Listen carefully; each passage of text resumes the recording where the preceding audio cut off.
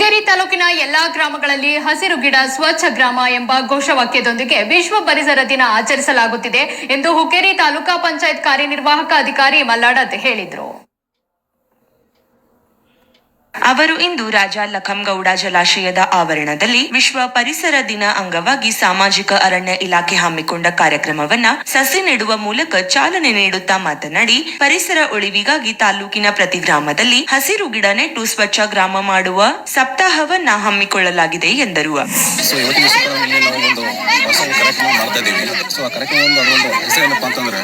Clean green village weak ಅಂತ ಹೇಳ್ಬಿಟ್ಟು ಅಂದ್ರೆ ಸ್ವಚ್ಛ ಗ್ರಾಮ ವಾರ. ನಾವು ಇಲ್ಲಿ ಮಾಡ್ತಿದ್ವಿ ಪ್ರತಿಯೊಂದು ಗ್ರಾಮಗಳಲ್ಲಿ ಆಮೇಲೆ ಕಾಂಪೋಸ್ಟ್ ಬಿಟ್ಟು ಈ ಥರ ಮಾಡ್ಬಿಟ್ಟು ನಾವು ಇಡೀ ಒಂದು ಗ್ರಾಮವನ್ನ ಸ್ವಚ್ಛ ಮಾಡತಕ್ಕಂಥ ಕಾರ್ಯಕ್ರಮ.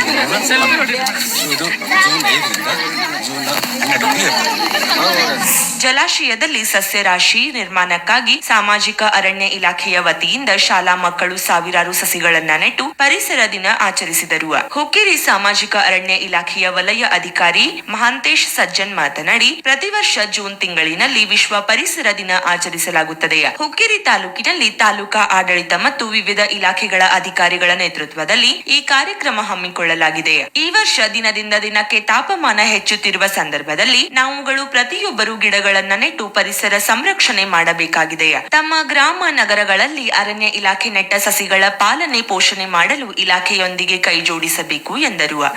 ಜೂನ್ 5ರಂದು ನಾವು ವಿಶ್ವ ಪರಿಸರ ದಿನಾಚರಣೆ ಅಂಗವಾಗಿ ಸಸಿ ನೆಡುವ ಕಾರ್ಯಕ್ರಮವನ್ನ ಹಮ್ಮಿಕೊಳ್ಳಲಾಗಿ ತಾಲೂಕು ಪಂಚಾಯಿತಿಯ ಕಾರ್ಯನಿರ್ವಾಹಕ ಅಧಿಕಾರಿಗಳ ನೇತೃತ್ವದಲ್ಲಿ ಮತ್ತು ಎಲ್ಲ ತಾಲೂಕು ಆಡಳಿತ ಅಧಿಕಾರಿಗಳು ಇಲ್ಲಿ ಉಪಸ್ಥಿತರಿದ್ದು ಈ ಒಂದು ಸಸಿ ನೆಡುವ ಕಾರ್ಯಕ್ರಮವನ್ನ ಯಶಸ್ವಿಗೊಳಿಸಿದ್ದಾರೆ. ತಮಗೆಲ್ಲ ಗೊತ್ತಿರುವ ಹಾಗೆ ಪ್ರತಿ ವರ್ಷ ಈ ತಾಪಮಾನ ಏರುತ್ತಿದ್ದು ಸಸಿಗಳನ್ನ ಮತ್ತು ಗಿಡ ಮರಗಳನ್ನ ರಕ್ಷಣೆ ಮಾಡುವ ಮುಖಾಂತರ ತಾಪಮಾನವನ್ನ ಇಳಿಸಿ ನಮ್ಮ ಜೀವನವನ್ನ ಸುಖಮಯವಾಗಿಸಿಕೊಳ್ಳಲು ತಾವೆಲ್ಲರೂ ಸಹಕಾರ ನೀಡಬೇಕು ಮತ್ತು ಹುಕ್ಕೇರಿ ತಾಲೂಕಿನಾದ್ಯಂತ ಈಗಾಗಲೇ ಬೆಳೆಸಿದಂತ ಗಿಡ ಮರಗಳನ್ನ ತಾವು ಸಹಿತ ಇಲಾಖೆ ಜೊತೆ ಕೈ ಜೋಡಿಸಿ ಸಂರಕ್ಷಣೆ ಮಾಡಬೇಕಂತೇಳಿ ತಮ್ಮಲ್ಲಿ ಈ ಮೂಲಕ ವಿನಂತಿಸಿಕೊಳ್ಳುತ್ತೇವೆ.